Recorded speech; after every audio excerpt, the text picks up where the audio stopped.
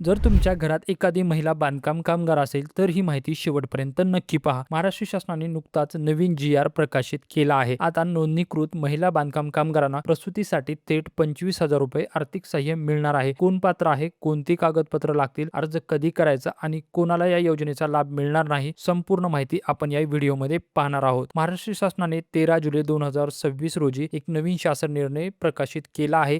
तो शासन निर्णय आपण समजून घेणार आहोत. हा शासन निर्णय विशेषतः महिला बांधकाम कामगारांसाठी अत्यंत महत्त्वाचा आहे. हा शासन निर्णय का काढला आहे? पूर्वी महिला बांधकाम कामगारांना नैसर्गिक प्रसूतीसाठी ₹15,000 तर सिझेरियन प्रसूतीसाठी ₹20,000 मिळत होते.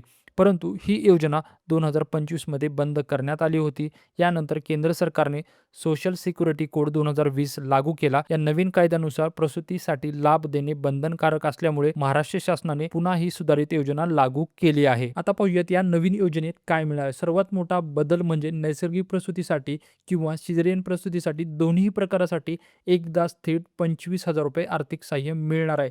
यासाठी कोण पात्र असणार आहे?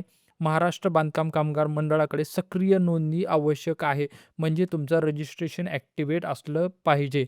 तुमचं रजिस्ट्रेशन हे बंद झालेलं नसलं पाहिजे किंवा ते एक्सपायर झालेलं नसलं पाहिजे. तर त्यानंतर पाहूया अर्ज कधी करायचा. ही सर्वात महत्त्वाची याच्यातली अट असणार आहे. प्रसूती झाल्यानंतर 1 वर्षाच्या आतमध्ये तुम्हाला अर्ज करणे बंधनकारक आहे.